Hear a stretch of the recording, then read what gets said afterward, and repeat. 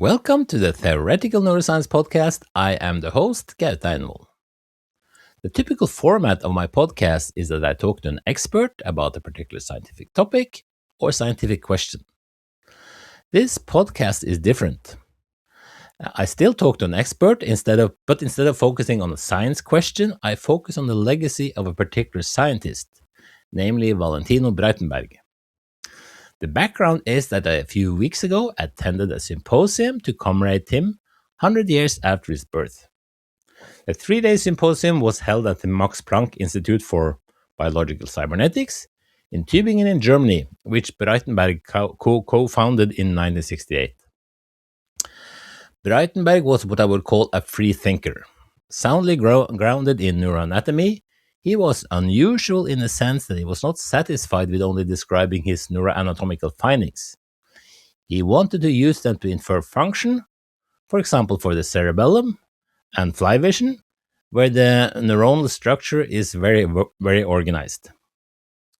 In neocortex, he found things to be much more messy and thus more difficult to interpret. He realized that mathematical models are needed to understand its function, and that detailed quantitative data on the numbers of neurons and how they are synaptically connected will be essential. Together with a colleague at his institute, Almut Schiss, he wrote the book Cortex, Statistics and Geometry of Neuronal Connectivity, which still is the standard reference cortex modelers go to when they look for network parameters. Reflecting his creativity, he also explored what he called synthetic psychology and published the book Vehicles. This book, now available in several languages, illustrates how very simple rules can make a simple car behave as it has feelings, just as humans. Braitenberg was also bold enough to publish what he called a manifesto for brain science. One of the 10 listed principles in the manifesto said that we are convinced that ultimately a satisfactory explanation of thought and behavior will be given in a language akin to that of physics, that is, in mathematical terms. Braitenberg left a rich and multifaceted legacy in computational neuroscience. To commemorate this, the Bernstein Network of Computational Neuroscience in Germany has established the Valentino Braitenberg Award for Computational Neuroscience. This is a biannual prize recognizing outstanding theoretical and computational contributions to understand brain function. To talk about Braitenberg's work and legacy in computational neuroscience, I invited Ad Aertsen. Aertsen, now a professor emeritus in Freiburg, worked with Braitenberg in Tübingen from 1984 till 1991, and this had a decisive influence on his later research career. Aertsen is a very accomplished computational neuroscientist and have done key research contributing to the understanding of how neocortex functions. He has also contributed to building key institutional structures such as the Bernstein Center Freiburg and the German Bernstein Network for Computational Neuroscience. This Bernstein network comprises more than 200 research groups from all over the world who combine experimental neuroscientific approaches with theoretical models and computer simulations. Aertsen is also the grandfather of the important network simulation tool NEST, which was started by younger associates in his research group. Note that in the podcast, Ad has some visual props that he shows during the recording, so to enjoy these, you should look at the video version either at Patreon, for those who are Patreon supporters, or at my YouTube channel, Theoretical Neuroscience Podcast. If you want to support the podcast, go to patreon.com/Theoretical Neuroscience Podcast and choose a membership of your liking, for example at the cost of $1 per month.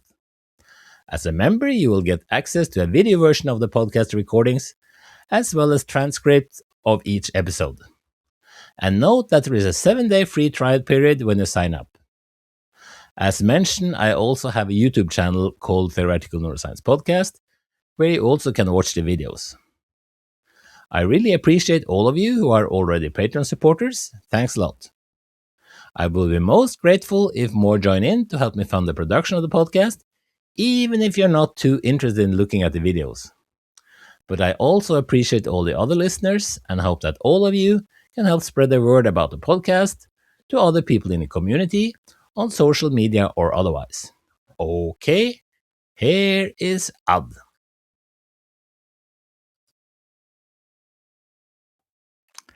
So, welcome to the Theoretical Neuroscience podcast, Ad Aertsen.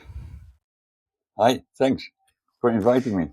Yeah, so I mean, we both just came from this nice, I guess, birthday party, 100-year birthday party for Valentino Braitenberg. Of course, he died in 2011, so he Yeah. wasn't present. But this was in Tübingen, when he was sort of celebrated. So after that, I sort of thought. I mean, he had contributed to many aspects of neuroscience and other fields as well, and also computational neuroscience or theoretical neuroscience. So that's why I thought, well, it could be a good idea to actually have a podcast about him. And then I immediately thought of you because you're sort of of course, a distinguished computational neuroscientist, and hmm also we are sort of collaborators and friends from back in the days. And so maybe you can just start by, tell briefly what you do and what's your relationship with Valentino Braitenberg. Okay.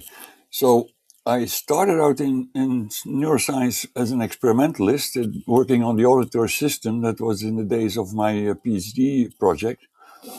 And my PhD So this supervisor, was probably in the 70s or something, or uh, hold on, I have to think. It was in the 70s until the early 80s. it Yeah. was after the war at least. Yeah. Before the pandemic. Okay. Okay. So So yeah. my PhD supervisor, Peter Johannesma, he was an old friend of Valentino. Mhm. So after I finished my PhD, he was going to visit Valentino in Tübingen, and then he asked me, maybe you want to join me. So he Mhm. introduced me to Valentino, and then we started to talk. And then it turned out I still had half a year before I would go for my postdoc to the US. Mhm. So Valentino invited me to stay that half year in Tübingen. And I got to know people like Günther and Günther Palm and Almut Schütz. Yeah. And in the course of that half year, Valentino asked me what I was going to do after my postdoc. Mhm. And I said, I don't know yet. And then he said, maybe you would like to join us here Mhm. and start your own group. And Mhm. that's how it came about. Wow, that was quite impressive. Even before your postdoc, you must have made a decent impression on him. At least decent enough. Well, In okay. So fact, then, yeah. In fact, I asked him what you expect from me when I come over to Tübingen. Mhm. And he said, well, basically, you can do whatever you want. There's Mhm. only one condition: it should be entertaining. Oh,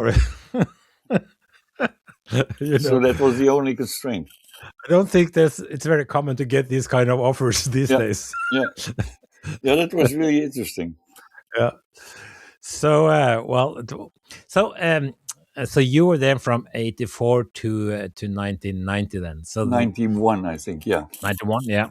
And then and then you was in US and Israel a little bit, I and was then in Bochum for a while. okay. I had a small group there working with Werner von Zelen and Peter Mhm. Hoffman. And Mhm. then I went to, first I went 1 year to Israel to Mhm. do a sabbatical working with Elan Vadia and Moshe Abeles. Mhm. Then I came back to Germany, and then I again went again to Israel, then at the Weizmann Institute. And there I was for 3 years. And then in 96, I came to Freiburg. And that's where I've been ever since. Ever since, exactly. So, okay, I sort of looked up a little bit on the biography of Valentino Braitenberg. He was actually born Valentino von Braitenberg, Yeah. right? So he was, I don't know, it's like he Nobility. nobility. Yeah. So he in North Italy, like Yeah. South Tyrol. Yeah. So I just saw that there was this movie made about him now, actually Mhm. at The this movie birthday by party. Stefano Nicolini. Yeah. Yeah, It was that was very quite nice. nice. Yeah, but it was also that he grew up in a family where they had their own little sort of houses in the garden where they could do thinking and Yeah. writing. It was like Right. like a mansion, right? Yeah. So this was sort of like a quite intellectual family and a Mhm. well-off family. Yeah. Clearly. And then he got rid of the fun at some point on the way. So now it's just Valentino Braitenberg in science. Yeah. And then he was educated as a psychiatrist and I guess neurologist in Rome and Innsbruck until 1994.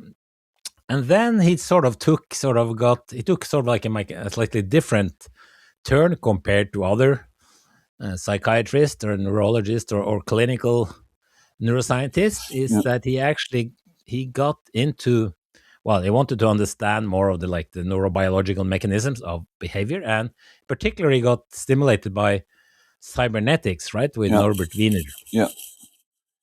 I think he met him in Yale, where he did I think 1 or 2 years stay in Yale. So that certainly inspired him, and I guess these were the days when cybernetics almost was born as a field. And cybernetics, what is cybernetics? It's a steering wheel, I think the word comes from, right? It's from Greek. Yeah. It's been but not only about how to operate the boat, but also more to control and regulate the brain. Yeah, right. That's why it's called biological cybernetics. Biological cybernetics, exactly. And then he also information theory, I think, inspired him. So this was I guess, some interesting new developments on the. Yeah, he wrote somewhere that these two books, the one from Wiener and the one from Shannon and Weaver, they hit him like a rock and influenced him very strongly. Yeah. And then he worked in Italy, I said, in Naples. In Naples, with Carniello. And then in 1968, he became one of the co-founding directors of a Max Planck Institute for Biological Cybernetics in Tübingen. In Tübingen, right. Yeah. So what is the Max Planck Institute is like a quite unique German thing. Yeah. So how are they organized? Well, they are. So there's the Max Planck Gesellschaft, the society, and that runs a number of institutes throughout the country. In fact, there's also a few outside Germany. There's one in Nijmegen, for instance. One in Florida also, I think. What, sorry? One in Florida? There's also one in Florida, right. Yeah, that's probably the warmest one. Yeah, I guess. Yeah. I guess. Yeah. And so each institute has a certain topic. And so, for instance, in Tübingen, there is another one on artificial intelligence, and there's yet another one on developmental biology. And there's the biological cybernetics. And the structure is that you get this, you hire these directors, which are there essentially for life, and they get a lot of freedom in choosing topics and people to work with, like Breitenberg, who could already before you went on your postdoc, when you were finishing your PhD, could actually promise you a position. Yeah. They have ultimate freedom. Yeah. And a lot of money to go with it. Yeah. And then, so I remember when I came to Tübingen in, I think it was September 84. And then basically my first task was to spend 80,000 Deutschmark because that amount of money was still left from the budget for that year. Oh, yeah. And it's not good if you don't spend the money. No. So we had to get rid of it. So what did you do? So what we did is the following. Tobias Bonhoeffer was one of my first students there, and he wanted to do optical recordings using voltage dye imaging. So that's something that you can spend quite a lot of money on. So we managed indeed to clear the budget by December. Yeah, right. So first task was resolved. Okay, very good. So one thing which was I think if it's what he really, neuroanatomy is an old field, obviously. So you had a lot of neuroanatomical techniques, I guess electron microscopy that came in the that was all available, and then you of course get these very, very high resolution images of brain tissue also, and you can see sort of like not so easy to interpret though. When I look at them, they look very confusing. Yeah, I have a nice picture if you want to see one. Okay. There's this periodical called Geo Okay. in German. It's a bit like National Geographic.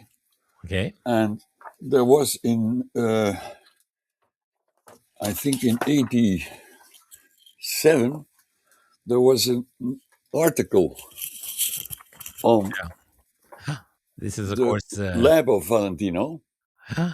See? yeah. And in it, there's a beautiful picture talking about electron For microscopy. those of you who are just listening here, of course, you can find this on the YouTube channel. Then you can see the real thing. You can see the video also. You can see it? Beautiful. Yeah, absolutely. So that's Almut Schütz studying a printout of an electron microscopy recording. Excellent. And counting how many synapses there are and how many neurons there are per square meter in that case. So, because one thing that he did then was sort of to actually not only sort of describe the neuroanatomy, and he also looked into them and tried to interpret them in terms of function. Yeah, and this was quite bold. I would say this. I don't know how common that was at the time, but it was very uncommon. Yeah, I think most anatomy at the time was really only descriptive, and what he started to do is to make it quantitative, and based on the numbers, start to think about what this means, what structure means in terms of function. That's basically his main question. And cerebellum was one of the things he studied. Cerebellum he spent a lot of time on. And in his early years in Tübingen, he also spent a lot of time on the visual system of the fly. And after that, he moved to the neocortex. So there were different epochs throughout his scientific life, which was cerebellum, fly vision, and neocortex. So I think, one thing that sort of he claimed with, for the cerebellum, I think because there you have all this parallel fibers, it almost looks like it's like this sort of arrangement, right? So you have these Purkinje cells, basically a two-dimensional dendritic tree, and then these parallel fibers passing through them and making typically one synapse on each of these dendrites. Telephone systems in the cities. So he was very much struck by this very regular ordered structure, almost like a crystal, and asking the question, what does this mean for function? And that also, in a way, characterized the visual system of the fly, because both of them seem to be governed by order and very high precision in terms of wiring. And as opposed to the neocortex, which is much more governed by what seems disorder, right? So these are questions that kept him busy very strongly. What does this mean for function? Why is one area so much precise and ordered, whereas the other one is highly disordered? Yeah. So because I saw for the cerebellum, I think he sort of claimed that this is so. I guess he saw all these lines, and they could be delay lines, essentially, just sort of. And then you get this millisecond clock precision. Yeah. I haven't really followed cerebellum. This has not been your main specialty. I don't know how well whether this idea has stood the test of time, or what is known about it. I don't know. I'm not very knowledgeable about cerebellum either. Yeah, of course, there was a cerebellum discussion down at this 100-year anniversary, and it didn't seem like the things were too resolved yet there. So that's probably so that's fascinating. The jury's still out. It's in a way fascinating that such a highly ordered structure, and people still don't know much about the function. Yeah. No, I guess it just reflects that when it comes to the mammalian brain, it's not too much things we understand at the network Yeah, level. right. Yeah, I think There's- it's still.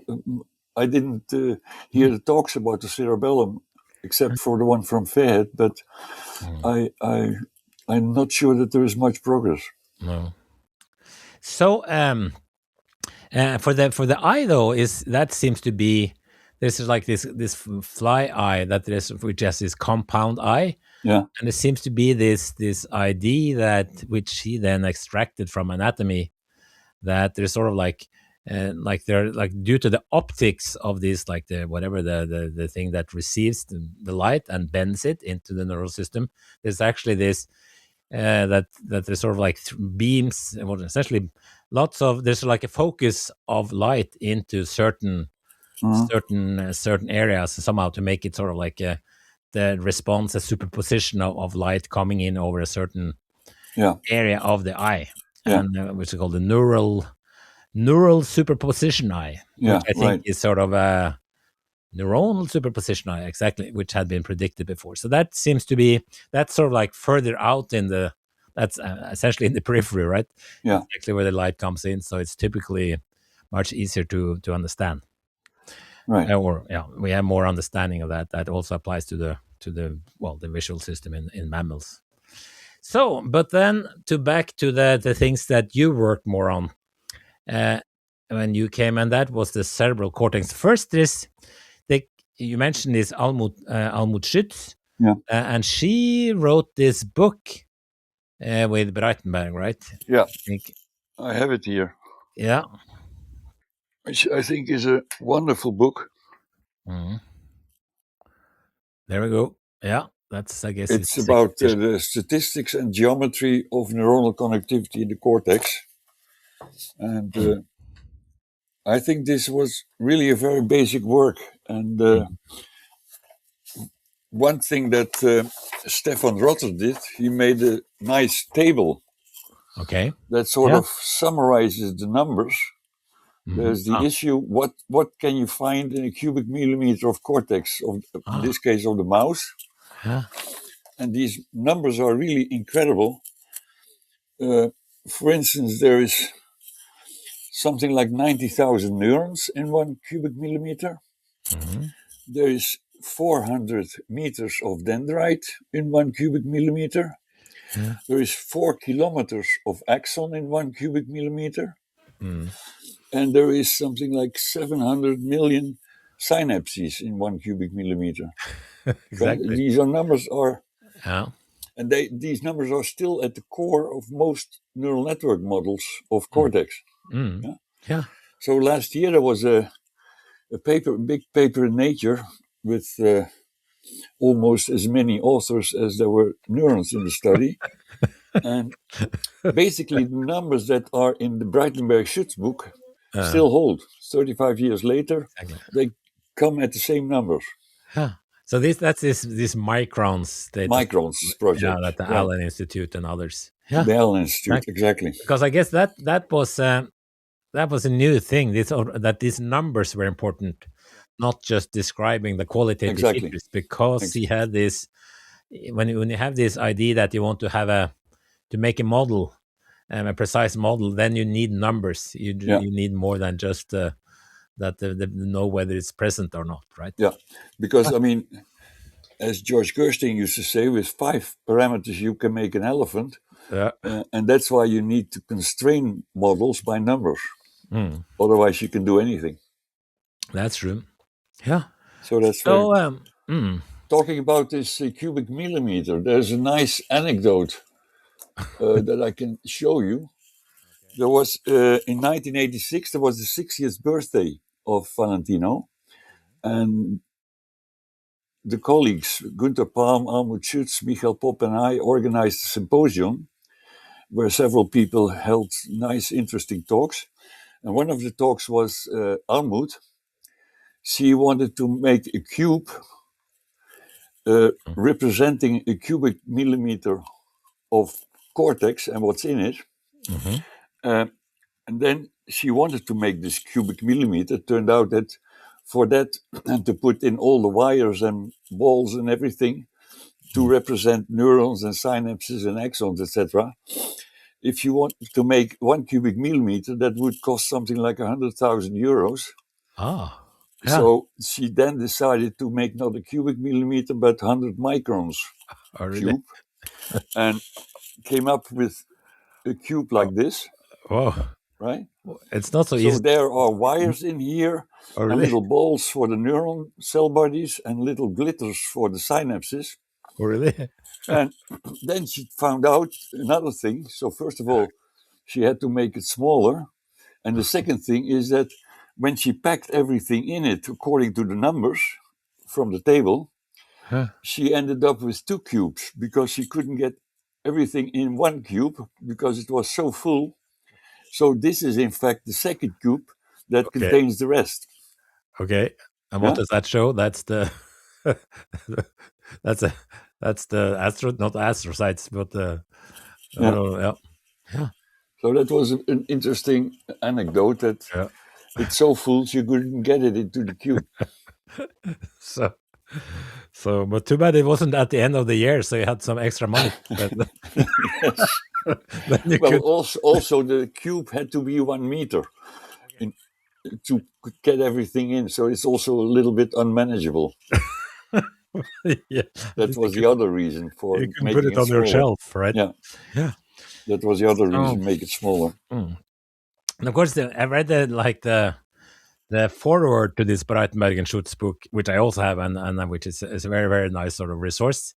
Yeah. And he has this quite humorous style. This, for example, it says about that the mathematician Gunther Palm, that you already mentioned, and he's sort of done work on associative networks, did not find it beneath him to check on the minutiae of our counts and measurements, Yeah. or even sometimes to lend his own eye to them.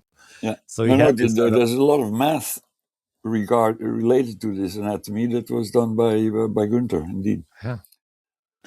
So and then he writes, where is it? This was sort of that was also, I guess, in the introduction to this book, where he says that with Ad Aertsen and his cohort involved in the statistical analysis of electrophysiological data, the exchange of ideas was continuous, and certainly some ideas arose as common modes of oscillation in a coupled system involving all of us. Yeah. So this seems to be a quite nice atmosphere there. Or how did you work? Sort of, what was sort of like you were all sitting in the same place, or sort of.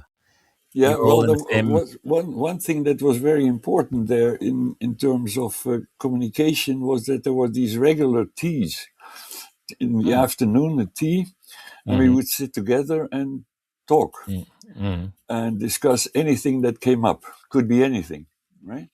So often it was something that somebody's working on currently, and that created a lot of interchange and resonance. Yeah. And that really helped all of us forward, even though we were doing different things.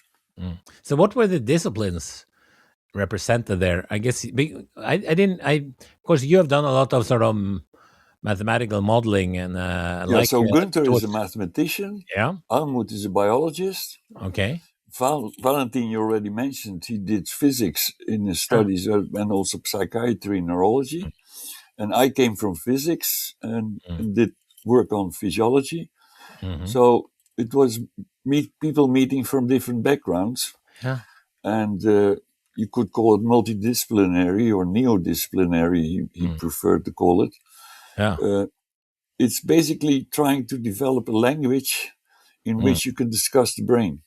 And in it, you need elements from different backgrounds. Yeah. Because he said that thing that the neo-disciplinary, because he didn't like. Yeah. I mean, he said that it doesn't really fall into the categories of physics, biology, or logic. This thing of figuring out, like the neural underpinning of this behavior, but it's not so much interdisciplinary, which he says, which does not bring us much more than admiration for people who don't know much about it. Yeah, So right.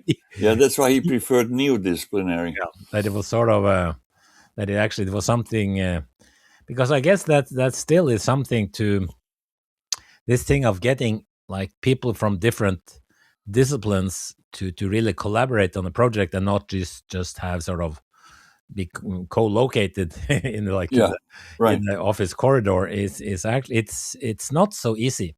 I No, mean, you need people to become really excited about the same yeah, ideas and problems, yeah, and typically people from different disciplinary backgrounds have like different things they find interesting. yeah.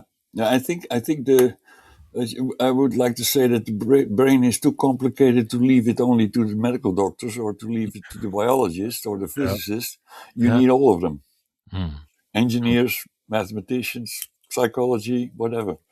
yeah.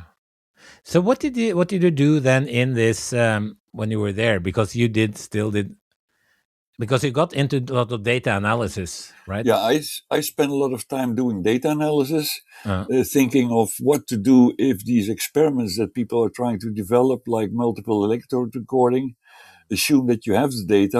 What would you want to do with it? So this was spike recordings in mice typically. Yeah, spike recordings in rats or mice or Mm, monkeys, mm. and then that came from my work with George Gerstein. That was where I did my postdoc. Ah, Uh, on the one hand, trying to figure out if there are specific timing relationships between the spikes of one neuron and the spikes of another neuron, if they organize their activities in time. mm, That's talking about correlations and synchrony mm, on one hand. And on the other hand, we started getting into network modeling. mm, First, because we wanted to calibrate our analysis methods on a system that we knew how it was structured. Yeah, mm, so you configure a small neural network and connecting in neuron A to B and B to C and whatever, and mm. then from record from such a network and Mm. apply the same kind of data analysis methods to the artificial spike trains Ah. compared to what you do in the real brain, right? So this was some kind of like making benchmarking data, model-based Benchmarking, benchmarking. exactly, to calibrate and Ah, figure out what are the limits of interpretation of your analysis yeah. methods. Well, that's I think But is a but very then we healthy got approach. then Mm. we got interested in the neural networks themselves, the models themselves, and that's how we got more and more into network modeling, not only because of data analysis calibration, but also to study the dynamics in a network that you know the structure of. Mm. You mentioned George Gerstein because I think I just saw that you were co-editing a book that came out with some selected papers from. From George, yes. Yeah, please tell a little bit about his work. I mean, he was also a pioneer. Yeah. So George had a background in nuclear physics, Hmm. and then he moved to physiology and spent a lot of time. I think he was one of the first people to actually record from multiple neurons at the same time. Hmm. And he was very early on interested in quantitative data analysis. So, in the same way as Valentino wanted to make quantitative anatomy, Mm. George wanted to do quantitative physiology. Yeah? Uh-huh. Yeah. So, most people find it hard to imagine that there ever was a time without a PST histogram, Mm. but he actually did it the first Ah. run. Oh, Yeah? really? And Yeah. he introduced things like interval analysis, Ah. uh, Mm. stochastic models of spiking activity. He did that with Mandelbrot. Ah, I see. Uh, So where did he work, by the way? Where was he? he was at Harvard Harvard. at the Mm. time. Yeah. And Mm. then later on, he went to Philadelphia in Pennsylvania. And that's where I did my postdoc with him. Mm. Yeah. So he was one of the first people to actually quantify uh, ideas about probability of firing and dependence on stimulus properties and things of that sort. Oh. Yeah. Cool. Yeah, because this is sort of become this thing of spike trains and spike train analysis and correlation dynamics and analysis, and that was sort of become one of the pillars of your research, right? One of my first hobbies, yeah. Yeah. Very good. So yeah, because I you also edited this book with Braitenberg. I think it came out in 91 or something. Information processing, the cortex in the cortex. Yeah. Yeah, So at it's, the time there was he was very involved in organizing a series of meetings on brain theory. Yeah. There was one in Trieste, and there was one in Ringberg, and there was one in Trento, and several Yeah. ones. So these books are basically the proceedings of these conferences. Yeah. Because this was about, I mean, I came into this field a few years later, but at that time there were very few books, I mean, on computation neuroscience and these kind of things. So these edited books like this was sort of a very important Yeah. resource. I actually have I have my own copy here. Okay. Yeah. Yeah. So which I sort of so Yeah. this was sort of now there's sort of plenty of at least quite a few books to choose from if you want to Yeah. learn about computation neuroscience and data Yeah. analysis. Yeah. So as also you were involved in not only the organizational book, but involved in writing 4 chapters. So you were in a quite broad scope. So you sort of were seems to be used for many things Mhm. in the community. So or in meaning in the lab. So and then his this idea that the cortex, unlike the cerebellum and like the early vision of fly, is sort of like a great mixing machine, Right. right? So Exactly. that's like a high degree of divergence. Divergence and convergence. Yeah. Then what is that? Divergence is and what are these things? So divergence is to what does a neuron project. Mhm. So, I mean, one of the numbers that is typical from that anatomy book is that a neuron in neocortex has something like 10,000 synapses, Okay. Yeah. receiving and also sending. Yeah. Yeah.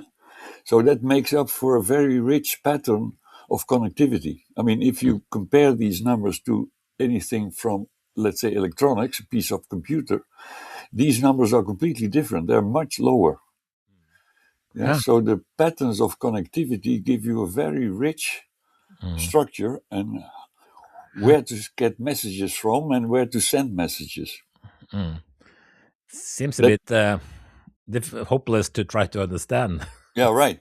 Uh, it also means that any single action potential cannot be really that important, Mhm. Yeah. right? Mm. Because if you get 10,000 inputs, if you leave one out, you would hardly notice. Yeah. And that argues that the activity, the processes that go on must have some sort of cooperative nature, Mm. Mm. right? And Yeah. that's one of the ideas behind this idea of a synchrony code, Mm. Yeah. that you Yeah. can have more impact if you do things simultaneously. It's like a choir singing has more impact if they do it simultaneously than if everybody doing at random. Then you don't get much in terms of music. Oh, that's true. Yeah. So Mm. that's the idea behind it. Another point that Valentino used to make is, since you have these many synapses per neuron, and in fact most of the synapses Mm. in cortex come from cortex, Ah. and there's only very few synapses that come from the periphery. Yeah? He Yeah. said basically the cortex is talking to itself, and Mm. the external world is but a small perturbation, Mm. Mm. right? Yeah.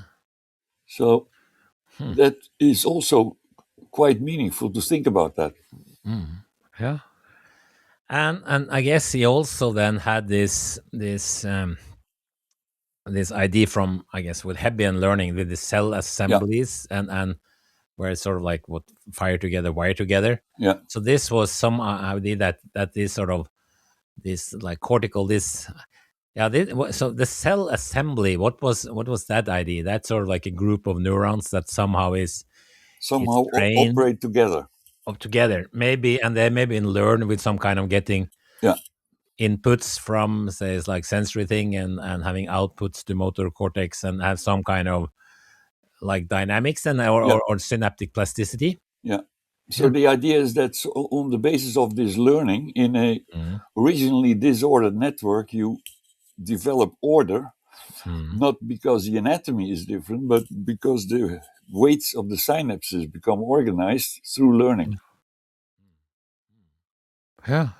And this was, I guess, this the bio. I mean, I guess that biological underpinning of this, at least the spike timing dependent plasticity came later. Then that was Yeah, late 90s. yeah. But that was some sense already. Or I'm not quite sure if they talked more about like populations at the time more than that individual spikes or. Yeah, I think Wolfram Gerstner and Leo von Hammer were the very first ones to sort of theoretically predict that there must be something like STDP. Mm, And then later on, Henry Markram and Wu-Ming Poo, they actually measured it in hippocampal slices. mm, yeah.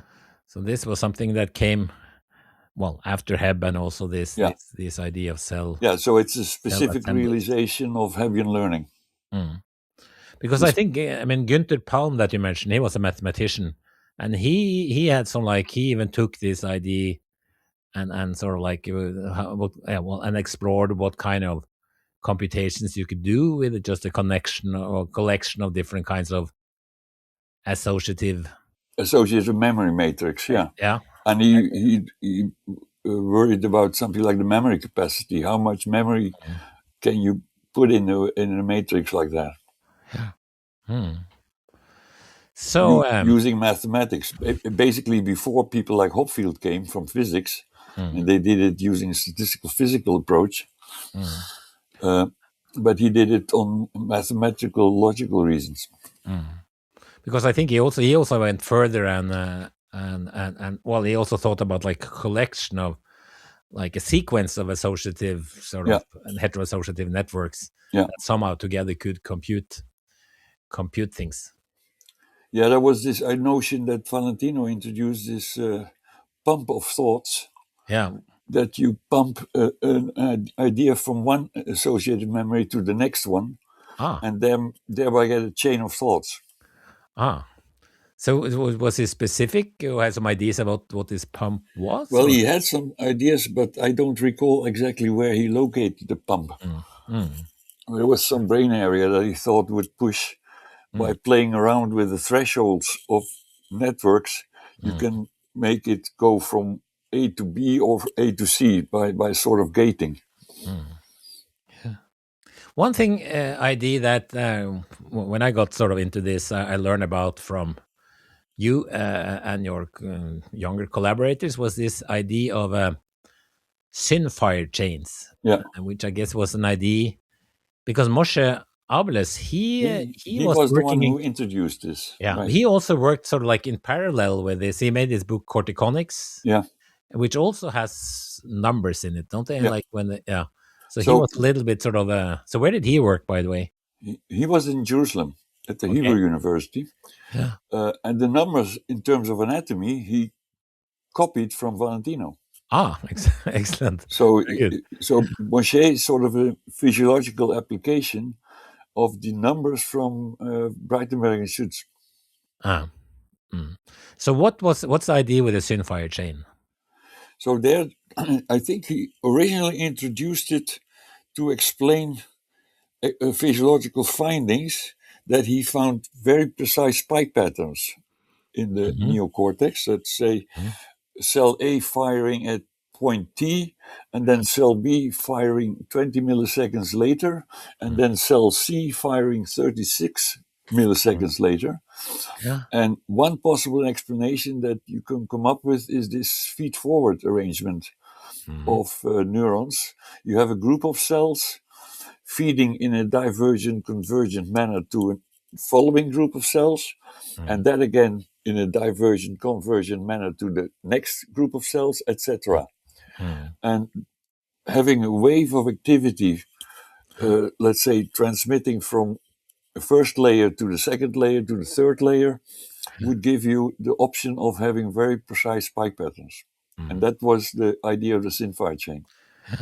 So that requires this sort of like what is this pulse of activity to sort of not deteriorate too Yeah, fast or exactly. not There slow the down. issue is, can you in face of the strong ongoing background activity, Hmm. does a Hmm. packet of spikes, a Hmm. spike volley, can it survive and transmit from one layer to the next, Mhm. and basically travel through the cortex, It's almost like maintaining precision without either exploding or deteriorating. so it's almost like an action potential at the higher level of this group. Exactly, it's a group action potential, Oh. because we're talking here about precision in the range of somewhere between 1 and 5 milliseconds. Mhm. So and this, I guess here you also, I guess I call you the grandfather of the simulator Nest, because I guess the Nest simulator of networks, which is Yeah, still a very, very important tool for the community, yeah. that was started It in was your group, started right? by Marcus Diesman and Mark Oliver Gwalti, Yeah, who while will do. working with you They worked in with me Freiburg. originally in Bochum, and then later on, Marcus joined me when I went to Israel. Uh-huh. And there, the first version of the Nest simulator, Hmm. I have here the first report, Okay. which was a work report published at the Weizmann Institute, Okay. where we were at the time. Yeah. And then the simulator, which the two of them developed Uh-huh. to be able to do their PhD thesis, Uh-huh. they call it SYNOD. Mm. And it comes from synchronous node, Ah. right? Yeah. And that then later on was further developed by the two, and then later also by other people like Hep, Mm. Hans Eckhart uh, Preston, yeah, and Michael. and that became Nest. Yeah. Mm. Yeah, That's pretty cool. but the origin is from the diploma and PhD thesis of Marcus and Mark Oliver. But is this something? Maybe I remember that they started with this when you were away on a conference or something. No, what was this? Sorry, but it, No, maybe it's that. But somehow they started with this when you were away on a conference or something. No, no, no, no, no. Sorry, this is just no. I think they started working this on was it. under your Yeah, explicit approval. yeah, and it was very much also based on simulations that Moshe was doing at the time. Mm-hmm.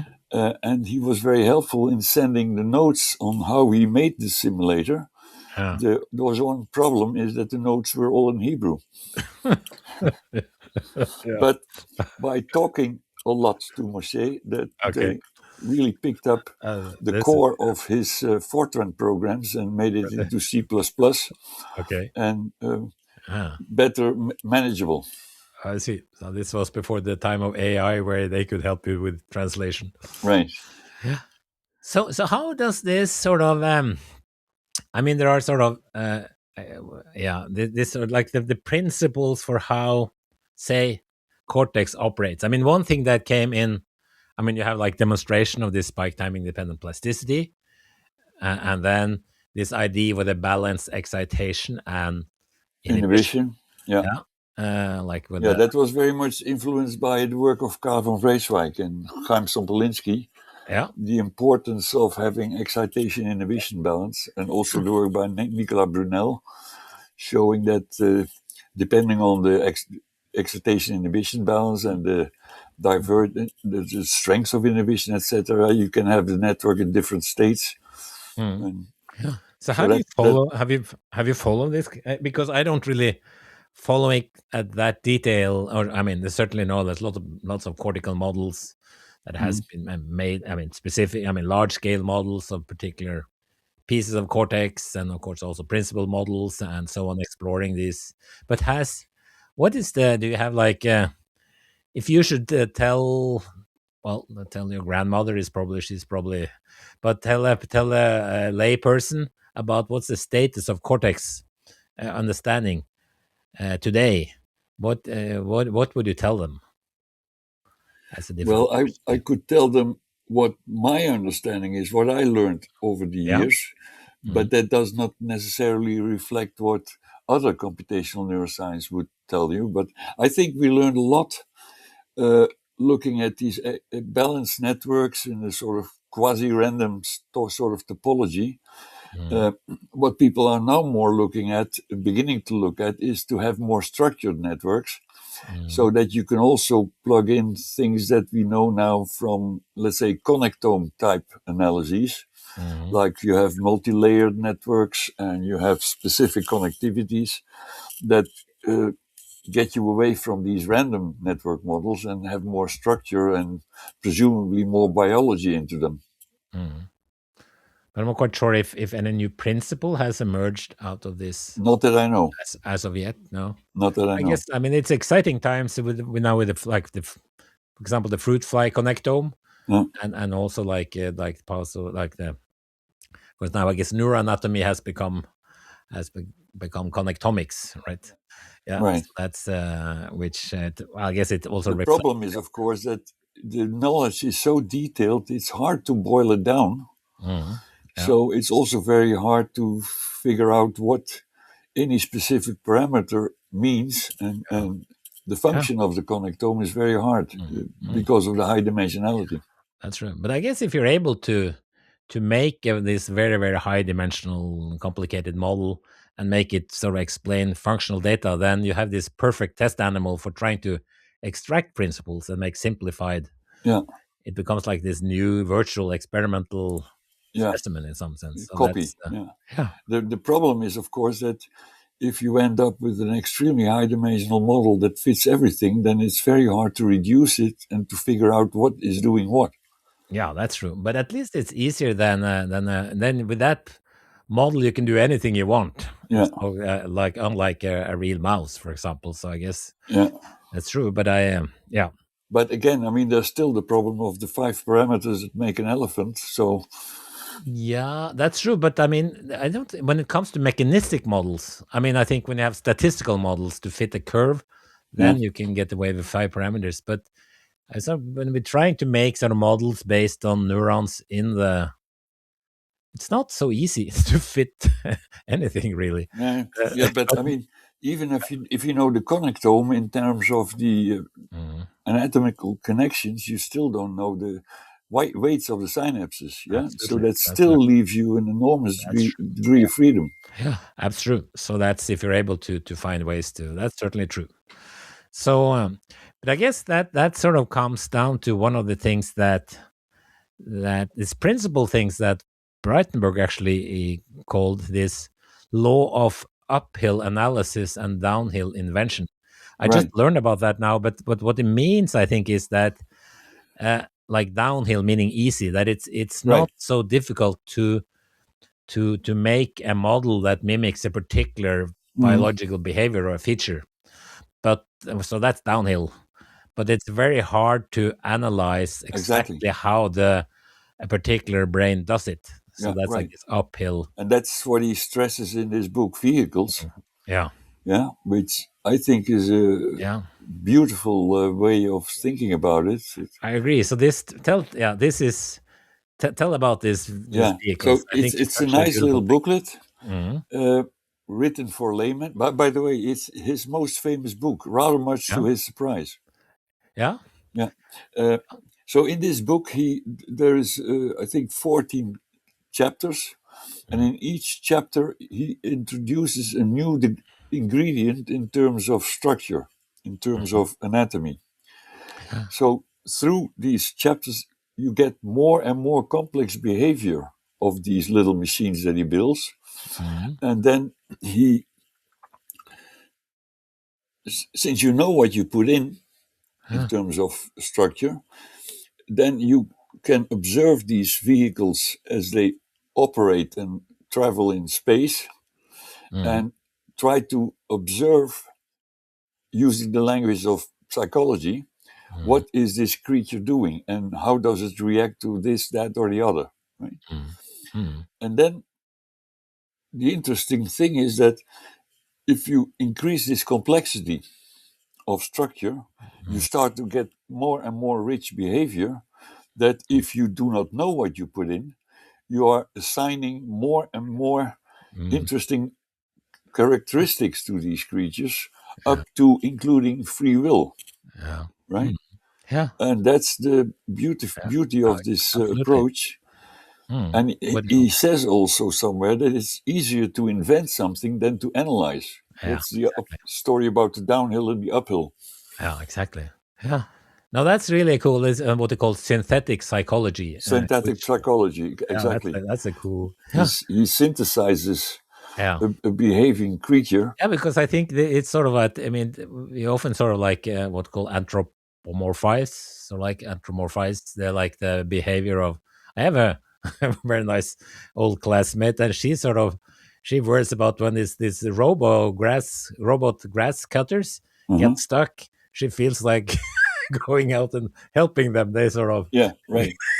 they feel poor things. They're stuck, sort of. Yeah, So I think it's very easy to, yeah, just extrapolate and put sort of like human qualities into things that sort yeah, of has like yeah. and what he That don't have demonstrates. them to begin with, Oh, but at least it's very very simple rules that can sort of make a vehicle sort of like appear to like something or dislike something. yeah, right. Yeah, yeah. So Yeah. that's I think that And was that's just by introducing new ingredients mm, into the structure, mm, which it's all about again structure-function relationship. mm, mm.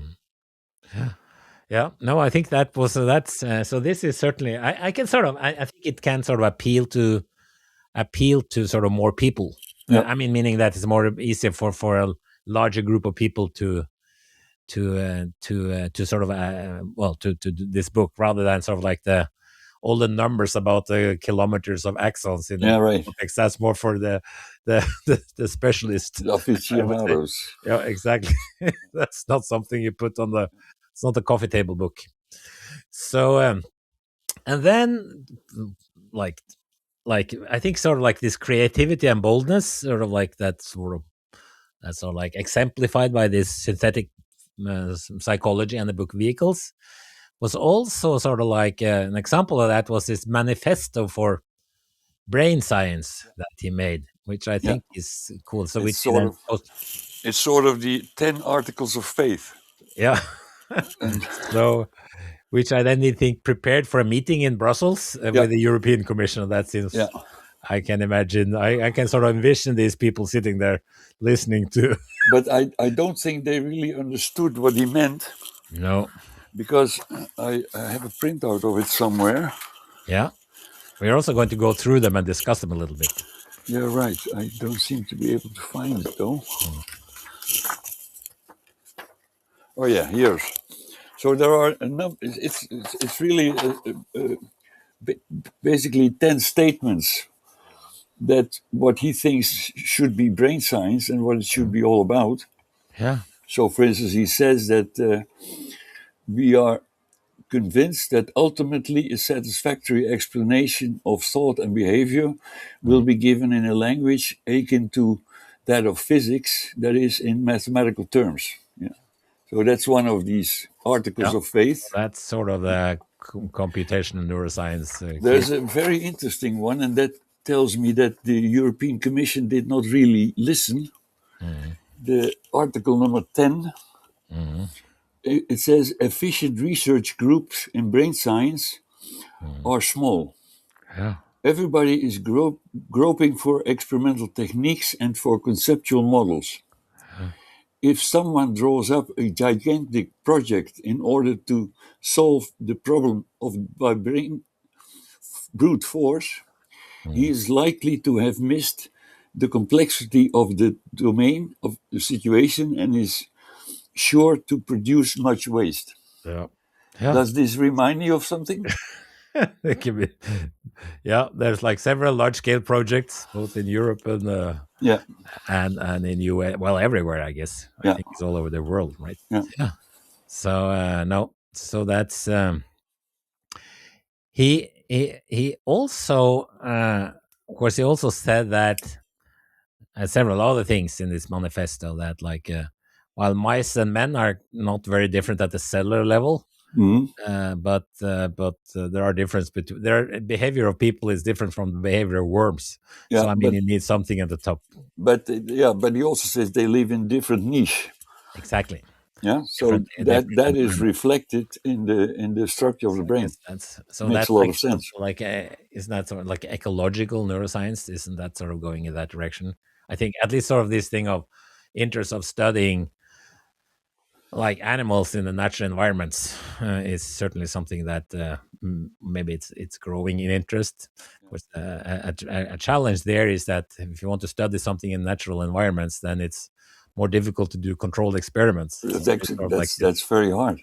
It's very hard. That's like a trade-off there. So It's also like in the visual system using moving bars as opposed to having a cat wander around and looking at the natural environment, which is in a way more natural, but also harder to analyze.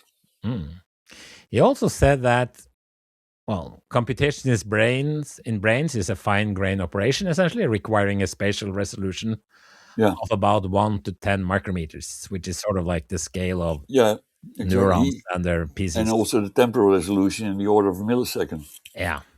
Right? So basically talking about spiking neural networks. Yeah, that's what that's what he's stressing there. Yeah. While sort of says that behavior may be modified by whatever molecules, hormones, and modulators. But that sort of is. But the actual effect of these is always expressed in terms of the spiking. Yeah. So and then his sort of developmental neurobiology is a branch of general biology, not of brain. He was interested in like mature brains, essentially. So actually, some of these statements or articles of faith can be quite intimidating. I remember when David Wilshaw, he was awarded, I think, the third Braitenberg Award. And then David came to me and he said, "Are you sure that I should accept this award? Because there is a statement in one of the 10 that developmental biology is not really brain science in the way that he formulates it. Okay. Like how the retinal fibers find their way into the next station is an interesting question, but not one of the kind that Valentino addresses in his manifesto.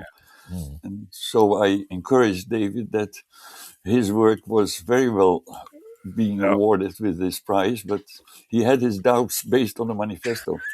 Yeah, it was sort of like I don't know. Yeah, it was sort of like I mean, it was some sense maybe an unnecessary exclusion because it wasn't really. Exactly. It didn't have to exactly. So in that sense, it was a bit maybe too provocative. Yeah, and it's not really the main point. I think cool. So I mean, Breitenberg, he died then in 2011, and you took the initiative to sort of establish a prize in computational neuroscience in his memory. Yes. So yeah. So how did that occur? Yeah. Well, at the funeral, I met Carla and Zeno. They are Carla had already. They're the children. They're the children. Yeah. Yeah. Daughter and son of Valentino, and Carla had on the occurrence of his 65th birthday had awarded him an award she called the Golden Neuron. Her partner Max is a dentist, and using dental gold, they made a beautiful little neuron according to drawings by Almuth and colleagues. And this he awarded to Valentino on that specific birthday. And then Valentino passed it on a few years later to Werner von Zelen. And Werner again passed it on again a few years later to Günther, and there it got stuck. And then at the funeral, Carla said, "Can't we make this private affair, this little neuron, into something more real, and in particular hook it up to a conference?" And the Bernstein network had already been established then, and we having these Bernstein conferences every year. So then I proposed to the people in the network that maybe we could make this private award into a more institutional award, devoted to Valentino, and to commemorate and honor his contribution to computational neuroscience. And the Bernstein network picked up this idea and adopted it. And since then, we have on a biannual basis this Breitenberg Award, which I think has been quite interesting and have seen very nice and good scientists being awarded with the prize. Yeah, I think, and several of them have been on the podcast already. Yeah. Yeah. Yeah. That's no, So I that's think it's cool. a very nice award, and we get many good, very good nominations, and then the jury has to go through them and select one for Mm, this particular year. mm. So, I mean, I think more sort of like on the well, first, I mean, so he didn't have a formal training in math, probably, or maybe he did, or did he No, he sneak in did some have math on training in physics, but he was always very physics? interested in math. Yeah. So that's sort of interesting that theory, well, like you could be a theorist without sort of doing math in some sense. Yeah. If you're, it's something about the precision, maybe, or I don't. Well, I mean, it's not like who am I to sort of judge But I like think that's theory? also one of the reasons that he hired a mathematician in his Yeah, group, namely yeah, Günther. yeah, exactly. He saw the very much the point of math, Yeah. even though he wasn't sort of didn't have the too much training in it himself, Yeah. right? Because that's your training just reflects sort of gently your random walk through the educational system, right? Yeah. Yeah. Right. So, but how was the? I mean, you have now had a. Well, I guess you have been retired a few years ago, but you're still active with students. So you've been in Freiburg for, I guess, 30 years or something, Yeah. and in running a group and or being associated with this with the with that environment. And so, have you sort of tried to copy something of that in the way you have sort of, well, how Well, you sort of well, run your I, group or a I center or? certainly copied the idea of having multiple disciplines Mhm, in the group. So in my lab, at the time when it was a rather bigger group, we all typically had people from physics, from math, from biology, engineers, uh, mhm, try to collaborate on let's say, the big question in the air. mhm. So Yeah. that's certainly an idea that I copied from Mhm. him. Yeah. But it's a challenge to fund this. I mean, I think like one way to increase your chance of funding is to really specialize on something and do that very well, and then to get sort of project. I mean, it's made the funding system is not necessarily so supportive and built up to fund this kind of multidisciplinary. That's true. Yeah. So it That's is a true. challenge in that sense, So right? that was one of the things that we were after when we tried to establish this Bernstein program in Germany. Mhm. Yeah. To stress that it's is not necessarily to one specific question, but that what is specific to it is this multidisciplinary or neo-disciplinary approach of having input from different disciplines, Mm, working on any one question that is interesting. mm. Yeah.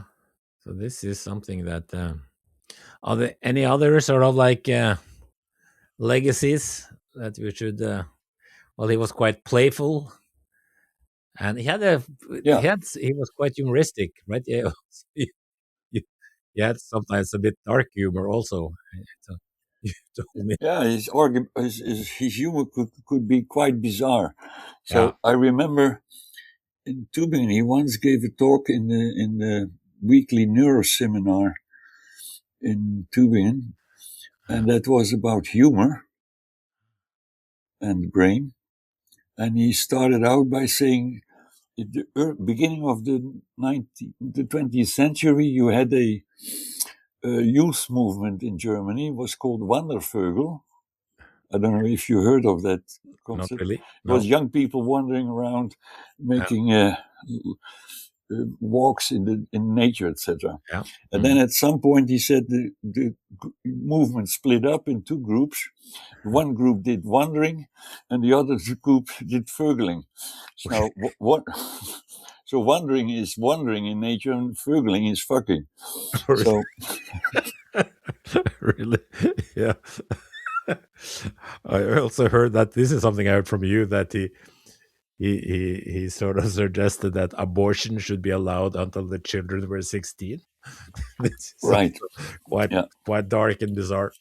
yeah. Anyway, Also, for instance, in a letter to the newspaper, he argued that dog food for dogs uh, should contain fluorescent stuff, so that when you walk in the evening, you actually see where the horse shit is, and you don't step into it.